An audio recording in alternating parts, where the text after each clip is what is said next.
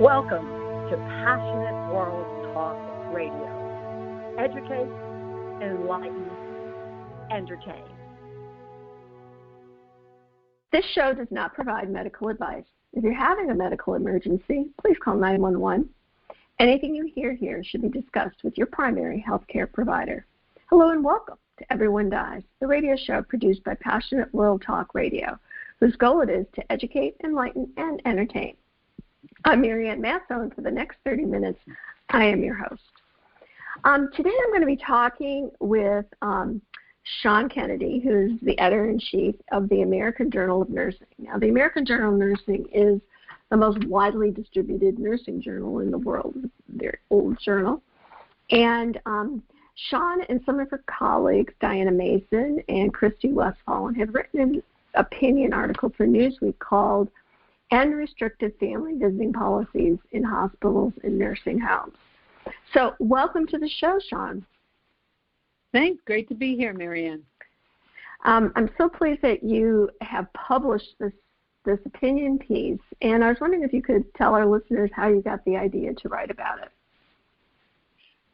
Well, I had done a blog post for the American Journal of Nursing after watching a YouTube video where two physicians who are both very active on social media, Z-Dog MD and Vinay Prasad, were discussing Prasad's perspective that allowing patients to die alone is a human rights violation. That was a quote that he said in his interview with Z-Dog.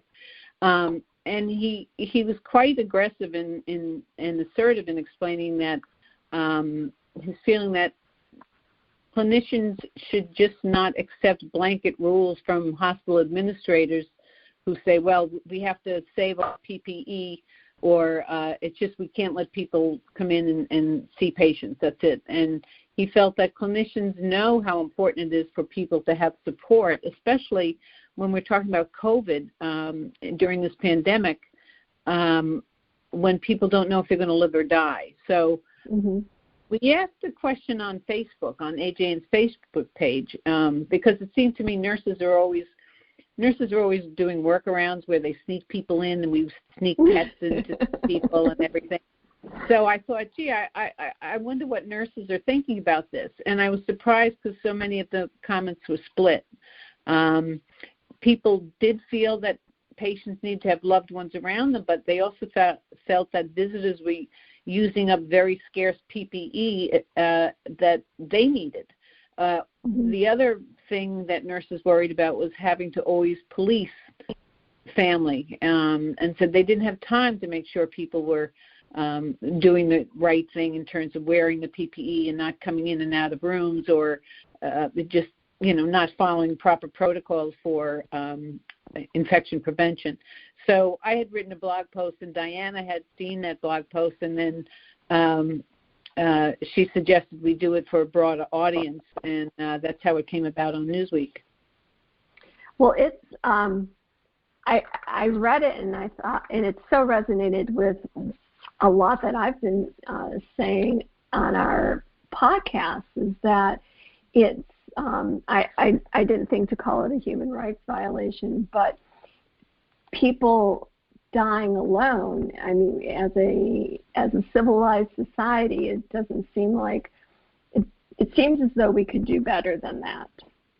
And one of the things you talk about in the article, you were saying that a lot of the spread, like in nursing homes, were people nurses or nurses' aides who were working in multiple facilities to make ends meet, were the primary source of the COVID being spread throughout the nursing homes. How did you find out that information? Well, there was data from before, and especially when they looked at in Washington, I think it was King County, where there was a big outbreak at the Kirkland facility, and many of those people were working elsewhere, and then they saw the breakouts of COVID was happening in the other places where many of these people were working. And we know that 40% of the deaths occurred in nursing homes. And when you think about that, 40% of deaths attributed to COVID have occurred in long-term care facilities. And what really bothers me is that we know for years that, things happen in nursing homes after disasters, and everybody wrings their hands.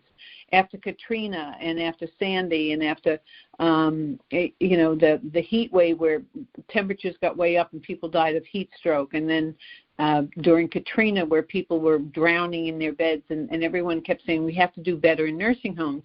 But, when 70% of the nursing homes are owned by for-profit companies, the money doesn't go back into the nursing home. We know that, for-profit companies, their allegiance is to their shareholder.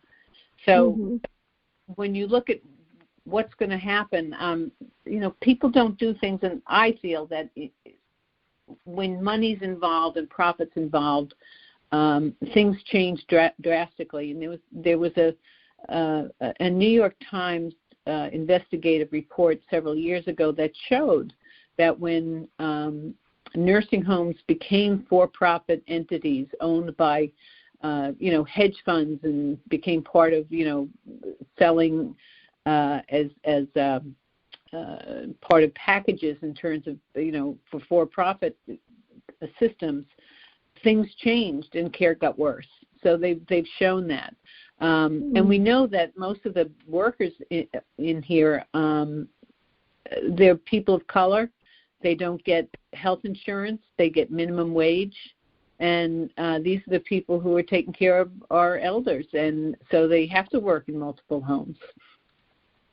And part of it, too, is really the value or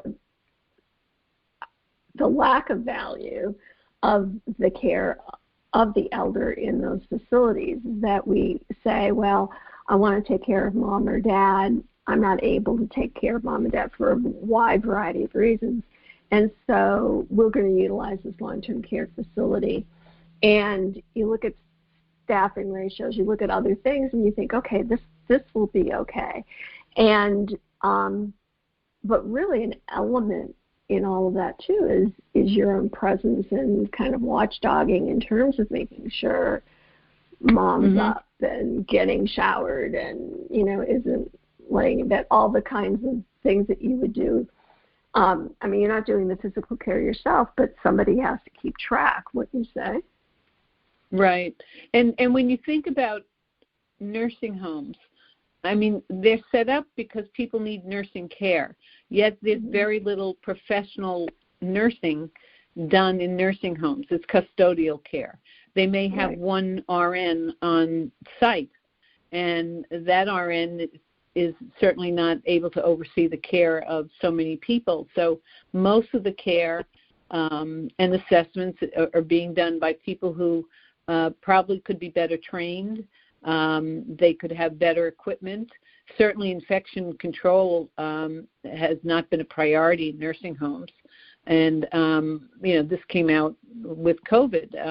They didn't have, as badly as hospitals were equipped or not equipped with PPE, nursing homes had very little.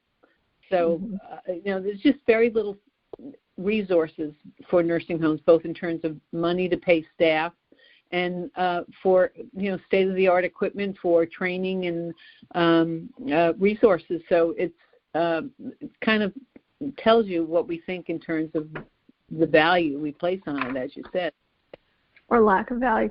And the other thing, too, is that, part of these are the state laws. The laws may say you have to have one registered nurse on in a 24-hour period. Well, depending on the size of that facility, one RN is not near enough to assess and manage and deal with all of the different types of behaviors and issues that the patients have, and also supporting the staff, because staff might get punched by somebody or verbally abused by somebody, and who then supports them.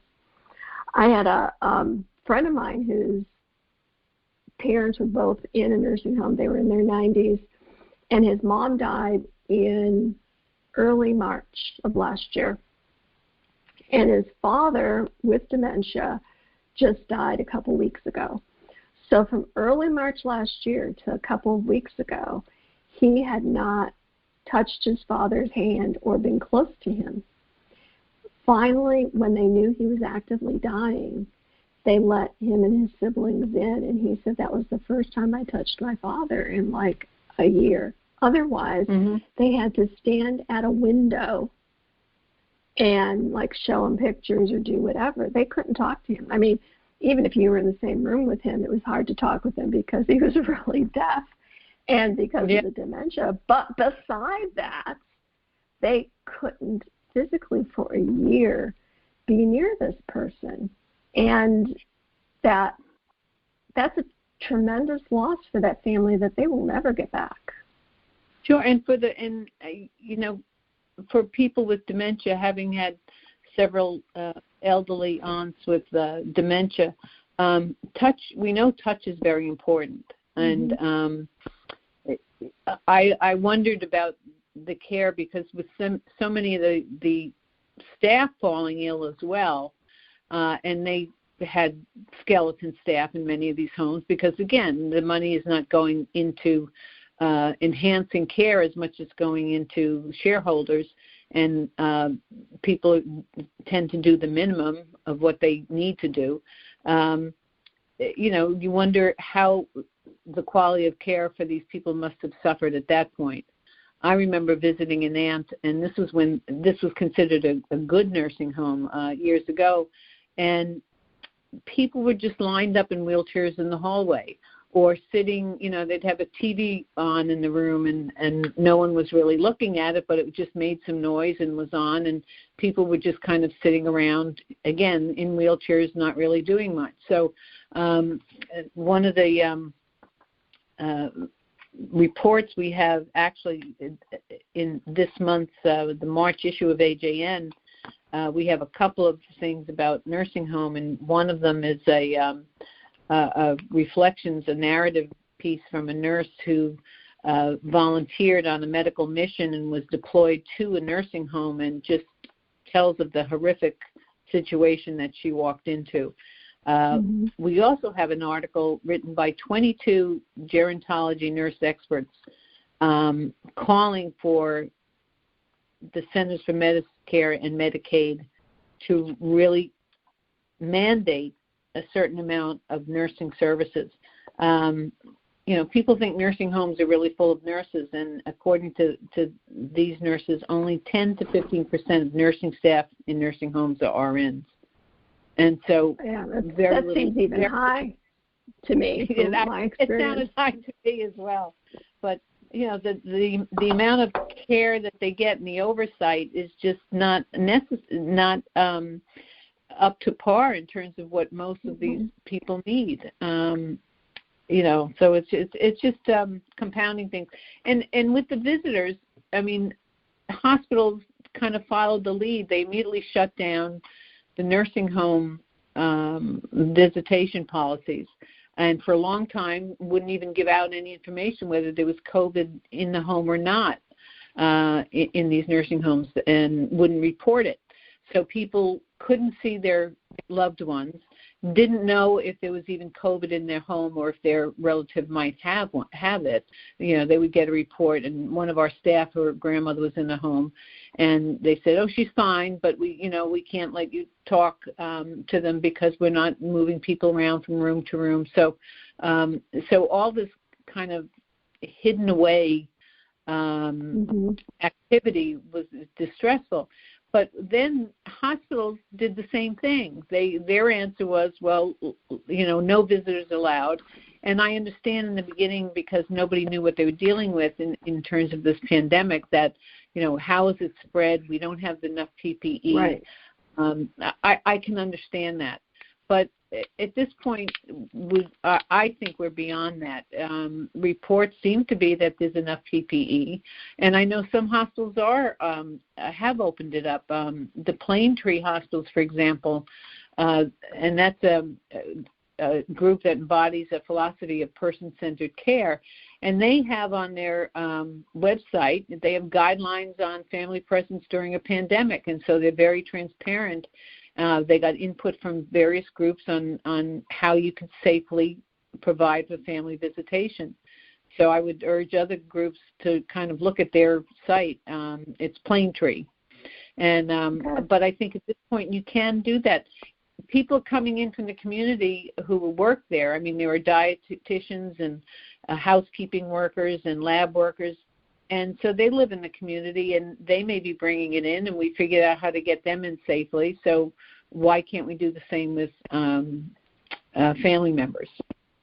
Well, I think that if it were seen as a priority, it would have been figured out. But if it's not seen as a priority, I think the other thing, as a gerontologist, I always think about that human touch piece of it. You know, they always talk about skin-to-skin contact when babies are born and babies are young. Well, because you're older doesn't mean that you still don't need skin-to-skin contact. I'm not talking about in the same way as with babies. But think about it. If you're only around staff, they're all wearing gloves.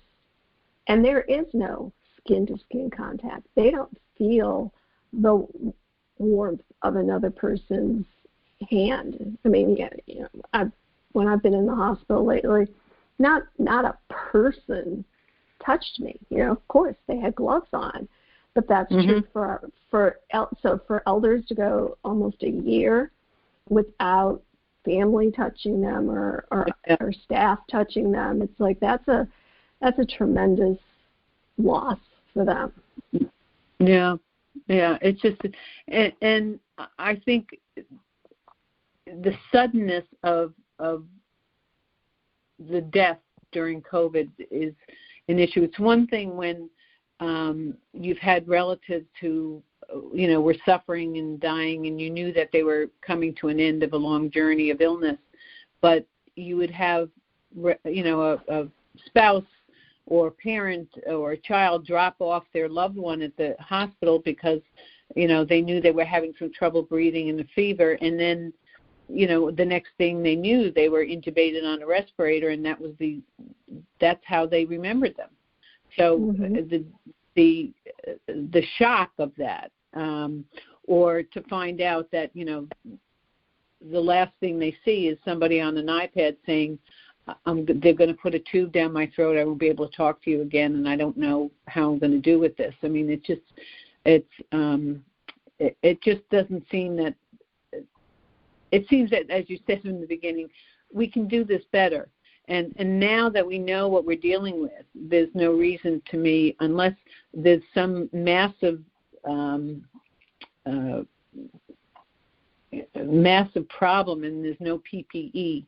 I keep thinking of you remember the old cloth OR gowns that used to get autoclaved all the time, that, you know, all right, these visitors are coming in, they could have their temperature taken, which, again, that doesn't even mean anything because we know people are asymptomatic, so the temperature taking is kind of makes people feel better, but I don't think it really means anything. But have people come in, you know, double mask and getting some type of a gown. It could be one of these gowns that gets a regular PPE, or if it's some type of gown, cloth gown, they resurrect some of those old gowns. And then just, you know, they go to the room and they stay there until they leave. And I think there's ways around that. I think we're smart enough to be able to figure out how to do this at this point because we know how it's transmitted. People are getting better in hospitals. More people are vaccinated. So, you know, people who have, maybe family members who are vaccinated can show their vaccination card. So maybe they can go in as a start more readily. But I think we have to do something different.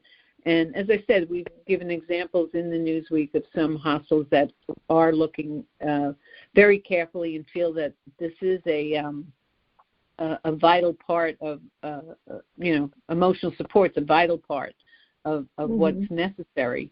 And you know, as long as there's no sudden surprises in terms of PPE or how this virus acts, I don't understand why we can't all be able to open up and have families be with their loved ones. We've done it with peds for years and years. Right. I think it's a matter of values, and with being hit with so many things, since last March, maybe they were hitting the moving targets first, and the elders in the nursing home were not part of that target. But I wanted to ask you one more question, though, Shawn. How much critical thinking do you think that nurses were using or are using about letting people come in to see their family members? Are they exercising any of their own clinical judgment, or are they being rule followers? Well, I think that the hospital I think initially everyone was, just caught by surprise by just how quickly things were happening in terms of transmission and how sick people were and how people were dying. And I think there was a lot of fear. And, what supplies do we need? I think that was an issue. People didn't have the supplies they needed. And in one New York hospital, they were giving them Yankee, rain ponchos to wear or people were using black garbage bags over their uniforms because they didn't have PPE. So I think that was different. And I think people were scared, so I think people were looking for their leadership to just say, what should we do? And I think for the leadership, it was understandable for them to say, okay, we can't allow people in. We don't know, how this is spreading and everything. And I think that was understandable. But I think now people are exhausted, and I think, to sit down and try and figure out how to get family in there is like another thing that has to be done by people who are already exhausted. I think most nurses are just trying to get through the day. Most places now are doing 12-hour shifts, and that's a hard 12-hour shift. And because of the PPE, nurses aren't eating or drinking because they have to take off all the PPE and put it back on again. So you're talking about nurses, who are not doing an east. Not that hospital nursing has always been hard, but 12-hour shifts with very, very sick patients, and because some places are short-staffed or people have quit because they're so, distraught and emotionally exhausted and tired, or afraid that they may bring it back to families. I think I've heard of people who, instead of normally they would have one nurse to two very ill patients. Now they're doing one, with 4 very sick patients on ventilators. Mm-hmm. So I think for some people, even though they like to have families come in, it's just then they'd have to watch the family, explain to them. I think it's like they can't deal with another thing. And I think it's up to the leadership to try and figure that out, to try and help these nurses do what they want to do. Because I think the nurses are going to have a lot of moral distress and PTSD because they know that people want to be with their families, and they know that the families need to be with people. And when you have an older person who can't hear well or see well, and you hold up an iPad or a phone, how good can that conversation be? So in terms of writing this opinion article, are there any last thoughts that you think you'd like to share with the listeners? I just think that the nurses, they need support from the chief nurses and the administrators to help them do what they know they need to do. And I think they know they need to help nurses do the best for patients, and that's to have family around them when they're very sick.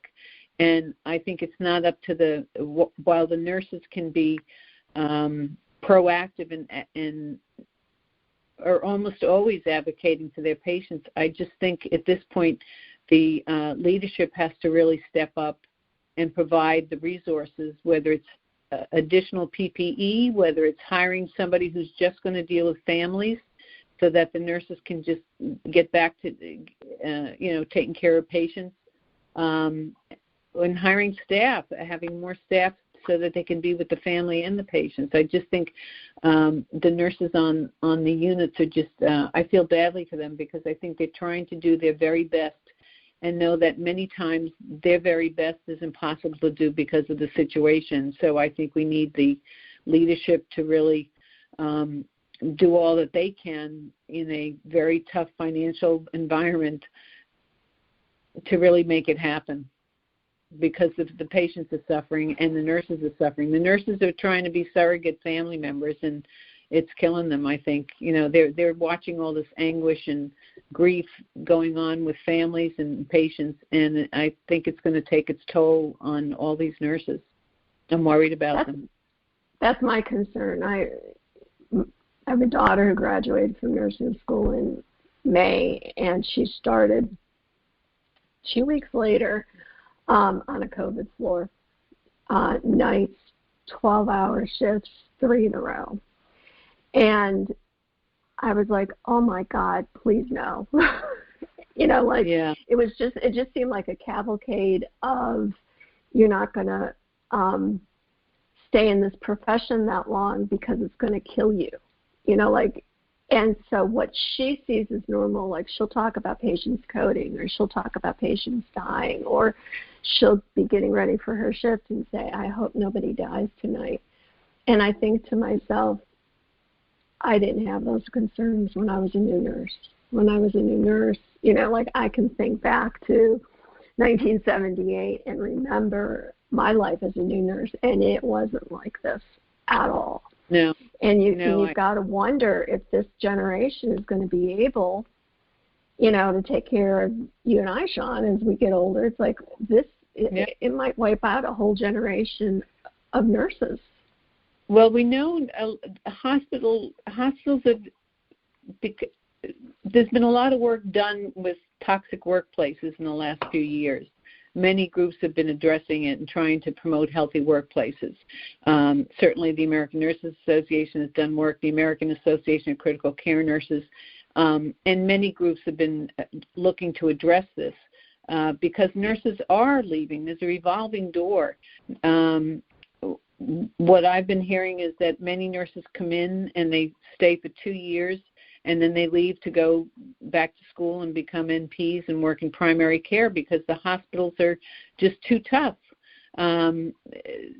Patients are sicker, and while people say, they only have, 5 patients, but those 5 patients may be a different group of 5 patients by the end of the day because, they're in and out.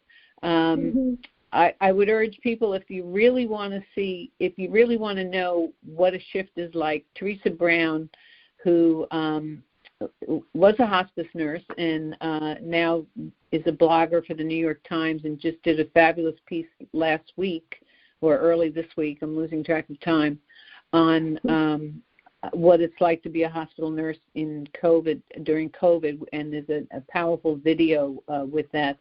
But she wrote a book called The Shift, and it's one nurse, 12 hours, and I think it's 6 patients. But the book is The Shift, and it's the only book I've ever recommended to people about nursing because it doesn't talk about what the nurse is doing as much as what the nurse is thinking, and how the constant rejuggling of priorities and thinking about this patient, what this patient needs, and that constant recycling of this now has to be first, or all right, that has to wait and this has to be first because this just happened. And that's magnified so much during COVID. Somebody I work with works as an NP in critical care and says that it's not unusual to have 8 people coding in one shift. And she talked about a recent shift that was just like that, and she said it's just you think of the worst shift you ever had, and it's double it or triple it. Right. It gives a new meaning to a busy shift. Right. And you're right. I think nurses are suffering, and many will leave, and many have left already. And when I think about it, I don't know how to save them. I don't know when this is over. I mean, what I'm anticipating will happen is that hospital systems will be like, okay, great, now this isn't going on. All right, let's get back to this, without a pause in there or support in there, or I'm not even sure what all needs to happen for these nurses who've been through these trenches in order for them to return sort of to regular nursing, if there is such a thing. Yeah, I think many hospitals, and I've talked to some chief nurses at some large hospital systems, and some of them said they lost sleep during this, that especially one I spoke with in New York who's beside herself because she used to call all of her staff her tribe. She says, this is my tribe, these are the best people. And she was beside herself that she couldn't get them what they needed. She couldn't get more staff. And people were calling up and saying, send me 50 travel nurses, I'll take whoever you can give me, and they were trying hard, but it's the system is just so short, so staff so thin. I remember when I worked as a new graduate, and I worked in a busy ER, and I worked in Bellevue Hospital in New York City. So we were staffed for the number of beds that we had. So some days you were running crazy, but other days it was slow. But you were still staffed, and that's when you kind of did your teaching. You caught up on things. You perhaps went to a CE, or we would like reorder the carts or something. But there's no slow days anymore, and people are staffed at a basic minimum. So when it goes overflowing, maybe you could, deal with it 1 or 2 days or a week where you could float nurses from another area. But we're talking about a whole year here. So, the whole system needs to change. And I think we're at a pivotal point in nursing where nursing has to look at how we're educating nurses, how we're managing what's happening on the units. And I think, sometimes I wonder, are we asking the right questions? Do we need more nurses, or do we need other people as well? I know they're opening LPN schools in some places because they realize that they're probably going to be facing a shortage and won't have enough professional nurses. Yet we know the care is better and the outcomes are better when we have people who have higher education. So, to me, it's looking at the budget. That's where you decide is like where the commitment is how. Well, and they always say form follows funding. So if you fund nursing education, chances are you'd have people who would say, yeah, I've always wanted to be a nurse, never could afford it. So there's that aspect too. And there's the aspect of faculty. I knew there was a nurse administrator covering, several units, and decided at one point that, she wanted to, she always liked teaching, and so she decided to stop being a nurse administrator and decided to teach. And she said, I was working harder, she said, for with a third of the money that she was making, because faculty are not well paid. And because there's no faculty that are, faculty salaries are short or are not sufficient, you can't hire faculty, and, you turn away all these nurses that we need. And we know the population's getting older. Their illnesses, everybody's taking statins and beta blockers, and, people are living longer. And, our whole system was geared for a younger population that didn't live so long. So, I mean, we have to figure something out. And I think nurses would stay in hospitals if if they felt valued by hospitals. Right. Right. I think that's one of the big issues, that they feel that they're treated like they're throwaways. One nurse told me that they did have some N95s, but the physicians would get the N95s, not the nurses. Mm-hmm. They went for the physicians. But yet the nurses were the ones that were in the patient's room all the time. Exactly. The physicians weren't. So, well, and in some hospitals, the physicians got the vaccinations before the nurses did. I've also heard those stories too. Yeah. Well, we have lots of problems that we could solve, and maybe you'll come back another time, Shawn, and we can raise more problems for people to be thinking about. But I want to thank you for being on our show, and thanks for our listeners for spending time with us during this show, Everyone Dies. You can read our blogs and listen to our other podcasts at everyonedies.org. That's EVERY, #1dies.org. Thank you to our producer, Jeannie White, and our CEO, Lillian Caldwell. We produce a new show every Wednesday to answer questions related to life-threatening illness, dying, and death. Remember, you can listen to Passionate World Radio on Spreaker and our shows wherever you listen to podcasts. If you have a topic you'd like to discuss on the show, please email me, Marianne, at everyonedies.org. That's MARIANNE at EVERY, #1dies.org. I hope that you will live your best life every day, and remember, every day is a gift. Thank you for listening. Thank you for listening to Passionate World Talk Radio. You can listen to this program all over again by going over to https://passionateworldtalkradio.com. You can also hear it on Spotify, Spreaker, Amazon Alexa, AMFM247.com every Tuesday evening between 8 and 9 p.m. YouTube, Facebook Live, LinkedIn, and all the other podcast directories one can find on the Internet.